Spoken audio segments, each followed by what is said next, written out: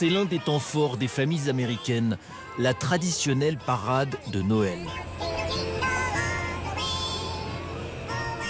Nous sommes à Destin, petite cité balnéaire du nord-ouest de la Floride. Ici, près de 2 électeurs sur 3 ont voté Donald Trump. Alors après sa victoire à la présidentielle, la parade de Noël prend des allures de célébration politique. Ask him who he voted for. Who did you vote for? Trump. There you go. So he's voting for Rudman now in January because he knows I'll have Trump's back. Trump train. Thank you, brother. Appreciate you. Au milieu du défilé, Joel Rudman, en pleine campagne électorale. Ce médecin de famille se présente pour devenir l'un des députés de la nouvelle majorité Trump au Congrès, à Washington. Et pour se faire élire, le candidat républicain décline la recette Trump à l'échelon local entre exubérance et conservatisme populiste. All right. Look at them. They're wanting a change in Washington, D.C. They're tired of business as usual. They want someone who speaks for them, and I'm one of them. Trump 2024! Send me there. Send me there to help them. Send me there to help them. I voted for Trump because I want the best for the future of our country. As soon as he turned 18, he ran down there and voted. I did. Yeah. She's 16 and wanted to vote, and it killed her that she couldn't. Yeah. Why did you vote for Trump? He's a smart guy.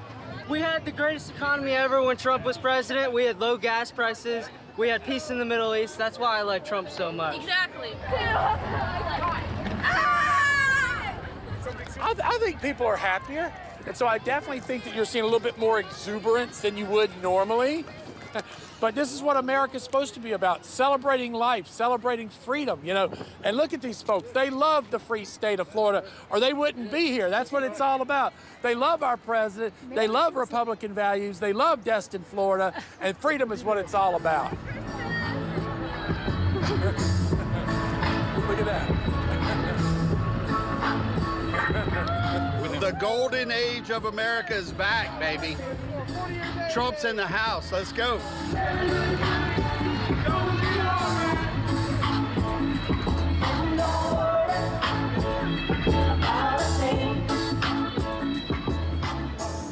Le docteur Rudman est l'un de ces nouveaux visages du Trumpisme. Hey, you all done? Good to go. All right, boss, we're going after that left knee, aren't we? Yes, sir. Just somewhere in there.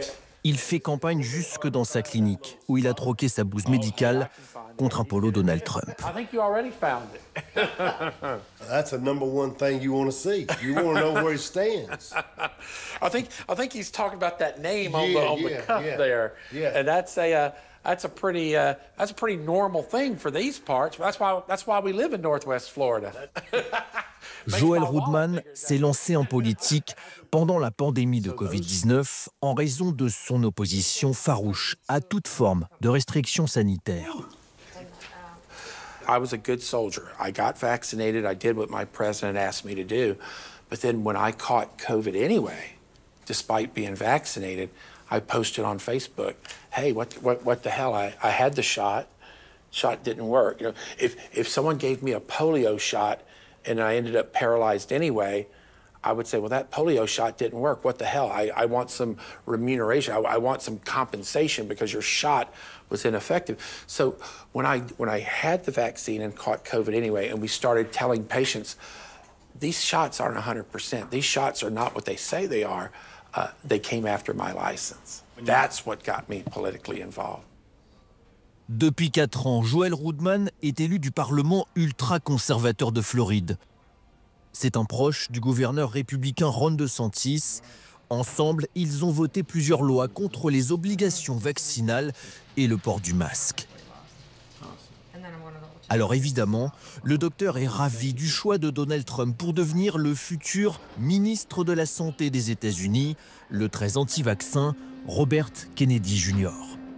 I love RFK. I've read his book, so I think we've got somebody there who's willing to break down the system. I look forward to talking to RFK Jr. about priorities, about reimbursement, and about putting the patient first again, not the corporations. Le docteur Rudman fait également campagne auprès des ultra-riches qui ont voté Trump pour ses promesses de baisse d'impôts.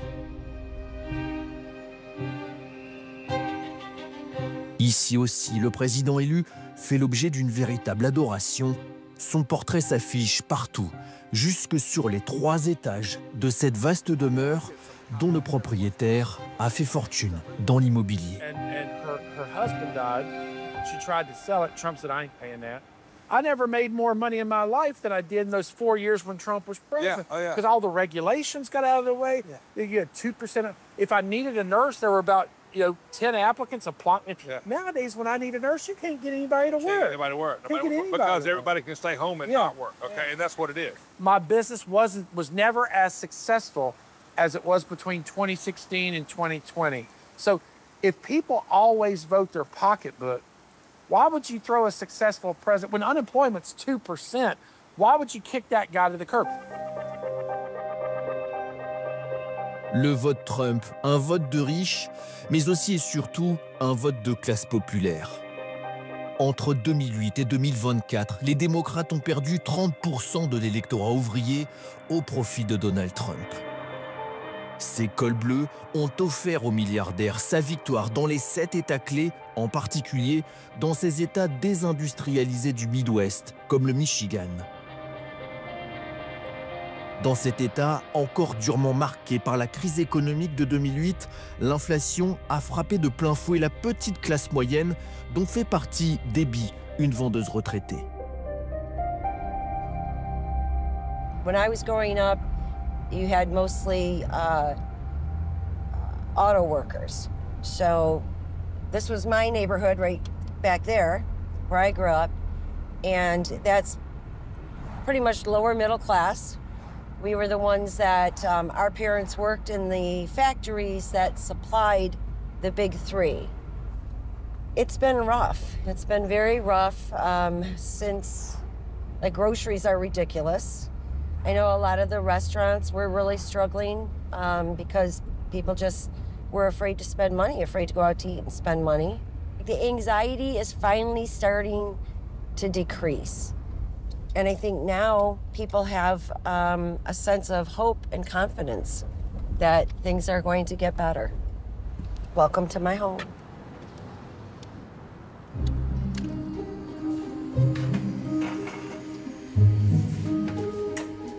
Avec sa petite retraite et sa santé fragile, Debbie vit avec son mari, Mark, et sa belle-mère malade.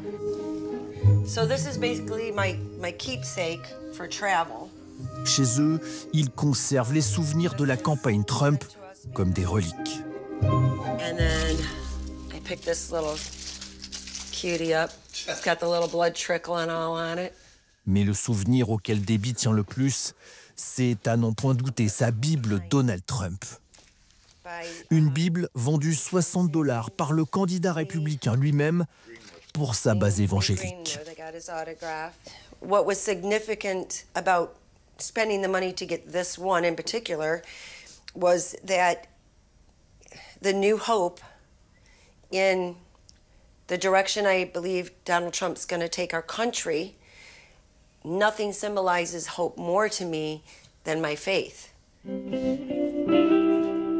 Ces retraités du Michigan ont voté Trump en raison de leur foi chrétienne.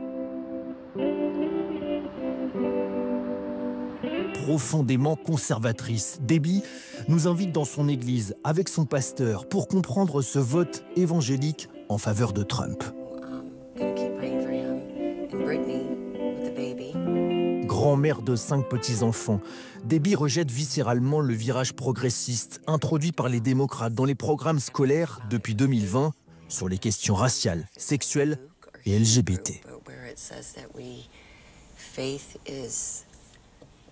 More people are sending their children to private schools because of the lack of values that they believe are true values being taught in the public schools.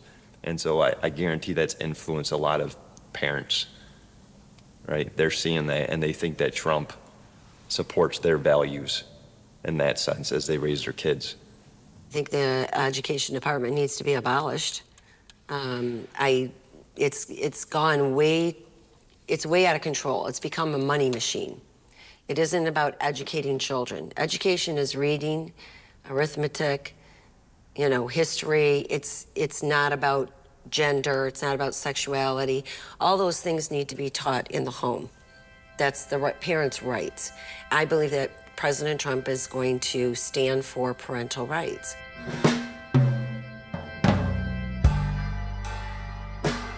Comme Debbie et son mari, plus de 80% des évangéliques blancs ont voté Trump à chaque élection. Et il représente un électeur sur 5 aux États-Unis.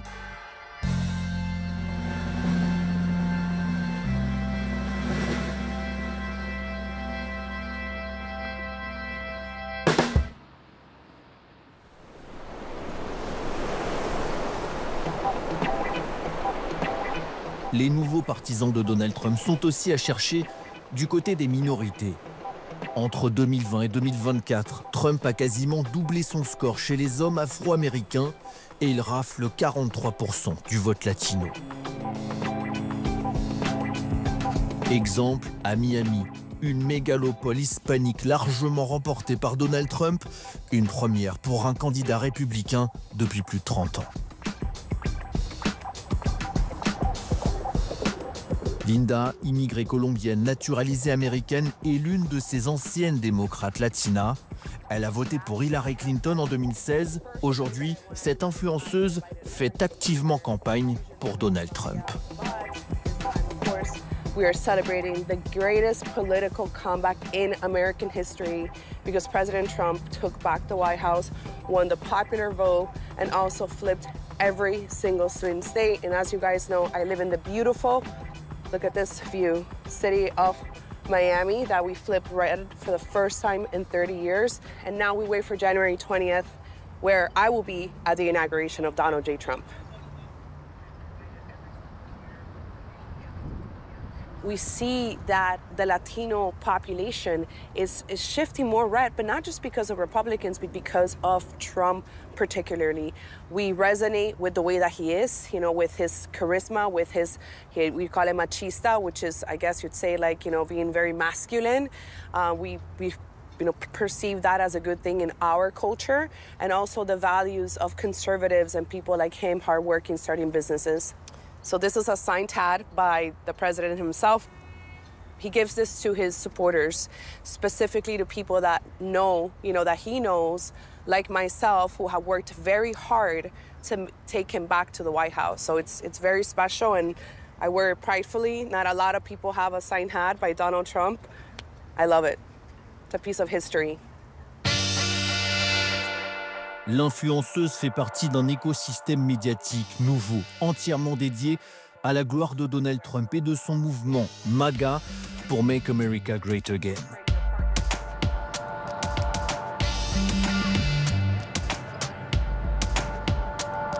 Okay guys, day 3 of AmFest. Nous sommes à Phoenix, en Arizona. Linda retrouve ici des centaines d'influenceurs trumpistes réunis pour l'une de ces grandes conférences où se forge cette culture MAGA.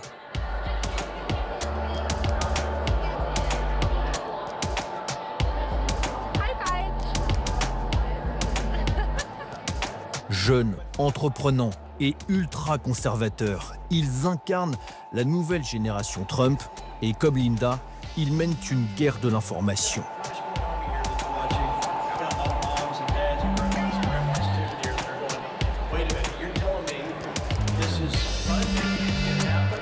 The death of the mainstream media really started in 2016 with Donald Trump saying the fake news and exposing them for their lies. And a lot of people were saying, hey, these are the worst of a dictator. Like, you are, you know, talking like Castro or Stalin or Hitler. And we're saying, no, no, no, you guys are lying. So what's happened is, with the phone, we can just get information out to the public in real time. Ensemble, ces influenceurs trumpistes cumulent des milliards de vues sur les réseaux sociaux. Ils sont capables de concurrencer les médias traditionnels. If the leaders actually listen to the people, like social media do, right? If you're on Instagram, if you're on YouTube, you check the comment section, whoa, you can hear what the people actually want. Corporate media refuse to do that. They're not connected. That's why we're such a threat to them, and it's also why we've already won. We've already won. Ces influenceurs sont presque tous proches du clan Trump. Il collabore directement avec ses conseillers, à commencer par son ancien stratège et grand ordonnateur du mouvement MAGA, Steve Bannon. All the ecosystem of the new right media, that used to be the far right, is dominated. We crushed podcasts, all streaming, all that crushed the mainstream media. The mainstream media in America is irrelevant. It's dead? You're dead, totally dead. It's collapsing. Awesome. Linda, elle, est proche du conseiller historique de Donald Trump. Un homme qui conseillait déjà Richard Nixon à l'époque du Watergate, Roger Stone. One of my icons and mentors. He's great. He's taught me everything that I know about politics, how to be ruthless and tough and bully people. Well, bully politicians, most importantly. He's one of the key factors in that in Miami-Dade. Miami-Dade was a Democrat stronghold. But thanks to Linda and her colleague, we changed that because they share our values. Latinos believe in hard work. They believe in free enterprise. They believe in God. They're opposed to abortion. They're not too crazy about same-sex marriage because we have shared values with Latin voters. Yeah. Her podcast has far more credibility than CNN. He's a guest of the show. Thank you so much, Roger. I'll see you around. Thanks.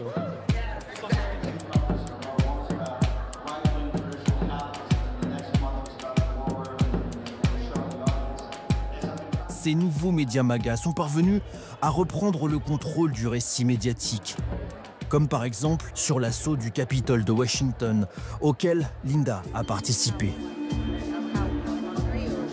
Are you our famous January 6th insurrectionist? Not really? Well, nice to meet you. I'm Linda. I'm a conservative influencer in Miami. Dans les allées, elle croise justement l'un des visages les plus connus du 6 janvier.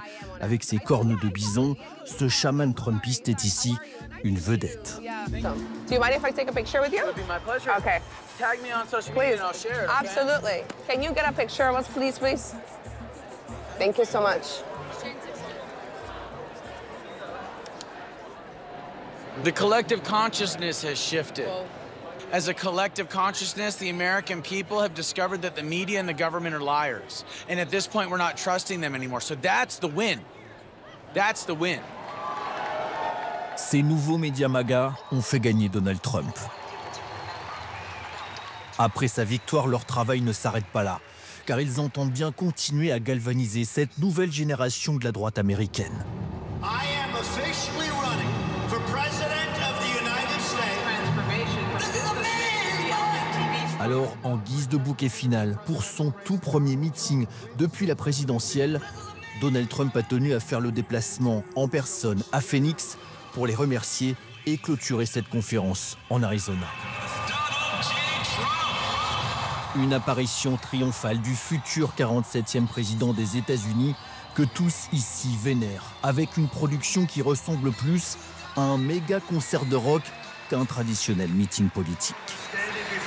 Today, I can proudly proclaim that the golden age of America is upon us.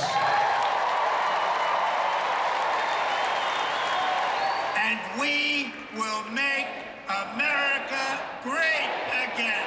Thank you very much, and thank you, Arizona. Happy New Year. Merry Christmas. Thank you very much. Thank you. God bless you all.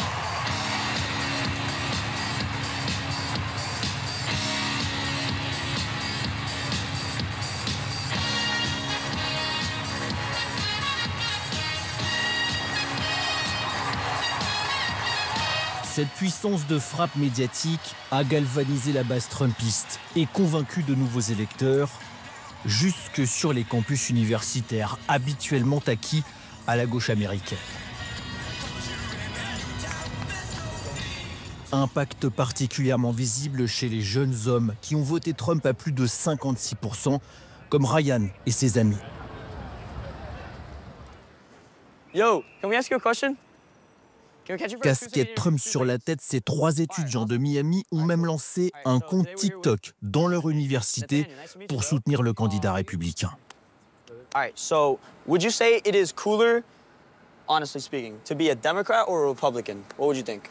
Oh, look, I'm a Democrat. Okay. I think it's like cooler to be a Republican if you're a man. Well, let's be honest, Trump in 2020 was so unpopular. People came out in droves to vote against him. And now now he's the president. So look at his drive. Like, you look at like his drive. Like, okay, he gets shot, he's still going. He loses, he keeps on going. Like, he just never stops. Like, it's the drive. Like, he's just And I love that. Like, I think young guys like us, like 19-year-olds, 18-year-olds going to college, like we love that to see like somebody keep on going. You know, and then you see Kamala barely even, you know, like she wasn't even the nominee. Yeah. You know. I'll finish by saying this. I think that the Republicans do a great job of empowering white men. I don't think it's often a good thing, but I will say they do a good job of empowering young white men. À 19 ans, Ryan et ses amis ont voté pour la première fois pour un candidat de 78 ans. Ils considèrent Trump comme un modèle de réussite et de masculinité. C'est d'ailleurs au lendemain de sa première tentative d'assassinat qu'ils ont décidé de lancer leur chaîne sur TikTok, sidérés par sa réaction ce jour-là. It's so bold that he just got up and was just like, when we saw that, we were like, that takes a leader. That takes we were like, we were super happy, and it's just, in my opinion, like I want that guy as my president, representing my country.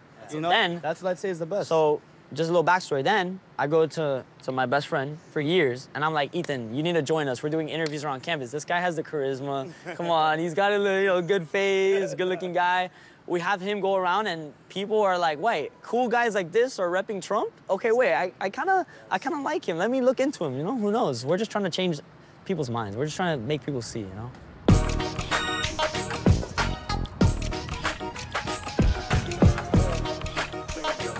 Sitôt tournés, ces clips vidéo sont montés et diffusés sur les réseaux sociaux. Pour eux, aucun doute, c'est grâce à TikTok que Trump a gagné la bataille d'Internet et le vote des jeunes hommes comme eux qui ne se tournent plus vers les médias traditionnels pour s'informer. People don't really watch the news anymore on TV. They don't watch like Fox or CNN. They watch like guys like Charlie Kirk, like influencers who know about politics. They convey it in a way that's more like appealing, and like funnier, appealing, engaging. They just talk to you like exactly. It's right here.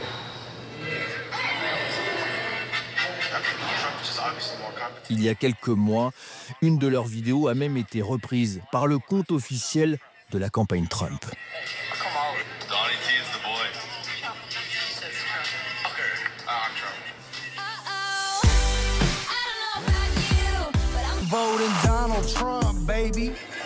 Avec TikTok, Ryan et ses amis sont fiers d'avoir contribué à la victoire de Trump. Objectif atteint, ils vont maintenant fermer leur compte.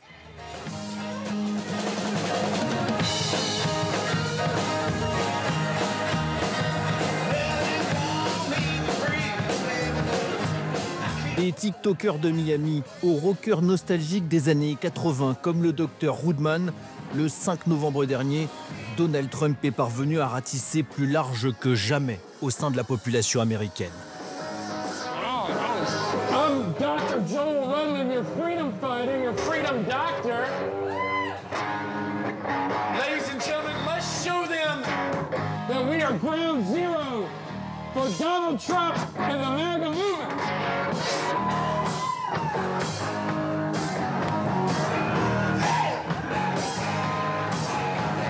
Cette Amérique MAGA qui sonne comme un cri de ralliement tribal dans la bouche du Dr Rudman le montre. Donald Trump n'était pas un accident de l'histoire et sa base semble bien décidée à changer des États-Unis durant ces 4 prochaines années.